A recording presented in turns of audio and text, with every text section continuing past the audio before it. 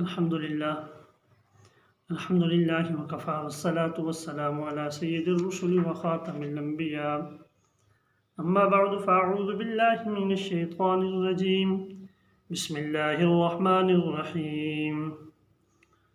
الذين ينقضون عهد الله من بعد ميثاقه ويقطعون ما أمر الله به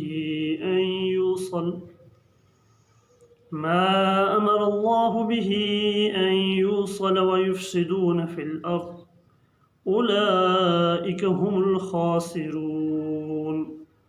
صدق اللہ العظیم۔ ترجمہ: الذین ینقضون، وہ لوگ، پیچھے فاسقین کا ذکر تھا تو انہی فاسقین کے آگے صفات کا بیان ہے۔ جو فاسق وہ لوگ ہیں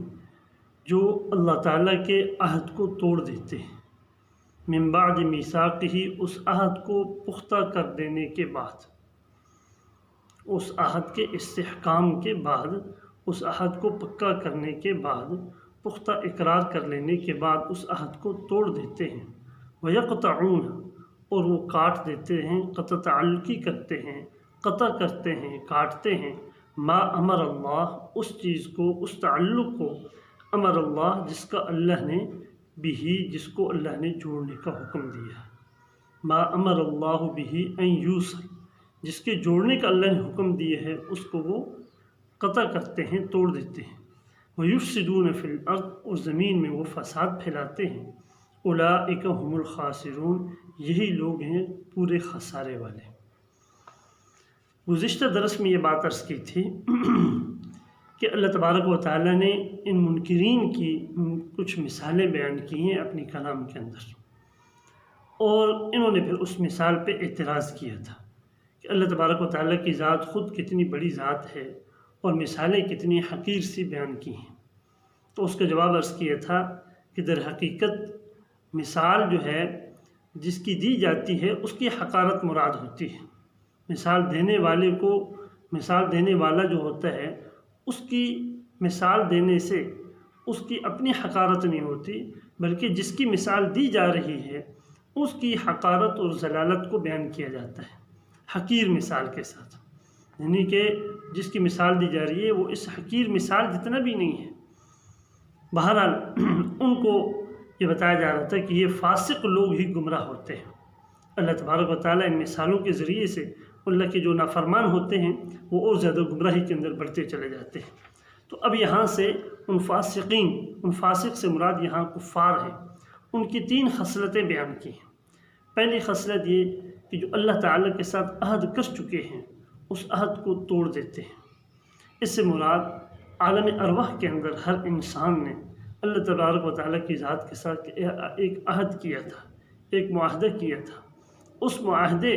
اور اس عہد کو توڑا جا رہا ہے۔ جو کفار و مشرکین لوگ ہیں، جو کفار و مشرکین ہیں، انہوں نے تو گویا کہ اسلام قبول نہ کر کے عہد کو توڑ دیا ہے، عہد الست کو توڑ رہے ہیں۔ لیکن جو مسلمان ہیں، ایمان والے ہیں، ان میں بھی عہد الست ٹوٹتا چلا جا رہا ہے کہ جن احکامات کہ اللہ تعالیٰ کے آگے، اللہ کے ہر حکم کے آگے انسان کو سر تسلیم خم ہو جانا چاہیے۔ اب انسان جو اللہ کے احکامات کو توڑ رہا ہے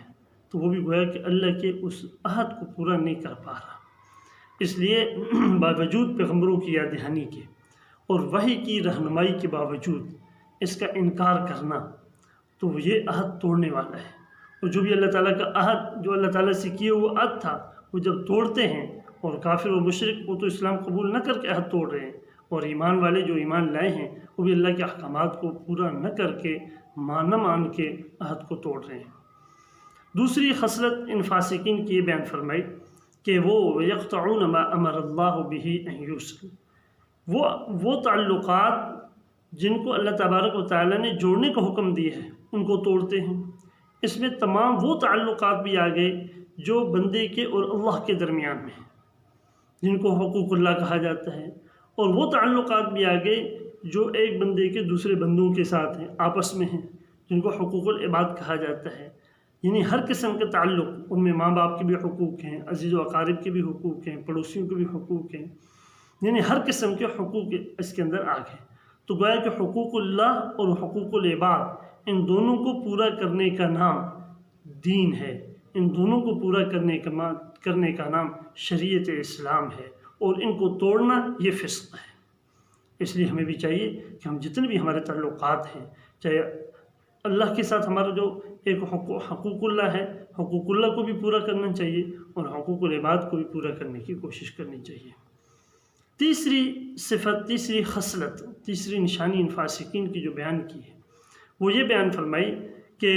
وَيُفْسِدُونَ فِي الْأَرْضِ، وہ زمین میں فساد پھیلاتے ہیں۔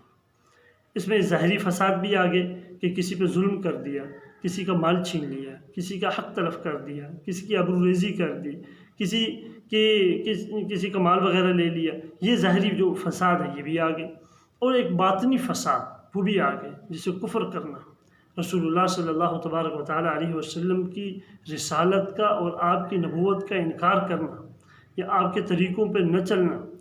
تو یہ ایک ظاہری فساد بھی ہے اور باطنی فساد، ہر قسم کا فساد اس کے اندر آ گیا۔ وَيُفْسِدُونَ فِي الْأَرْضِ، 13ویں پارے کے اندر انہی خصلتوں کو، 3 خصلتوں کو ذکر کر کے آخر میں فرمایا کہ ایسوں پر اللہ کی لعنت ہوگی،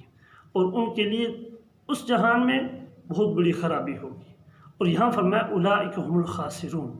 کہ یہ لوگ پورے کے پورے خسارے والے ہیں، یعنی دنیا کے اندر بھی خسارہ، نقصان، اور آخرت کے اندر بھی خسارہ اور نقصان، کہ دنیا کے اندر دنیا کی راحت و چین اور سکون قلب اور آخرت کی نعمت سب کی سب ہاتھ سے دھو بیٹھے ہیں، سب ہاتھ سے گئی، کیونکہ عداوت اور حسد میں ہر وقت یہ جلتے رہتے ہیں۔ اس لیے ہمیں بھی جو اپنی زندگی پہ غور کرنا چاہیے کہ کہیں یہ خصلتیں ہمارے اندر تو نہیں پائی جا رہی، کہیں یہ عادت بد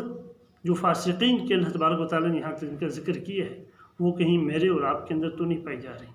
اگر نہیں پائی جا رہی تو اس پر اللہ کا شکر ادا ہو، اور اگر کہیں کوئی خصلت پائی جا رہی ہے تو اس سے اللہ سے توبہ کریں اور آئندہ کے لیے اس سے بچنے کی کوشش کریں۔ اللہ تبارک و تعالیٰ سے دعا ہے کہ اللہ تعالیٰ ہم سب کو ان خصلت بد سے ہماری حفاظت فرمائے، اور اپنی ذات عالی کا اور کامل یقین نصیب فرمائے، اپنے ذات عالی کے احکامات کو پورا کرنے کی توفیق عطا فرمائے، اور حضور نبی کریم صلی اللہ علیہ وسلم کی سچی محبت، سچی عقیدت اور سچا اتباع نصیب فرمائے۔ وما علینا الا البلاغ۔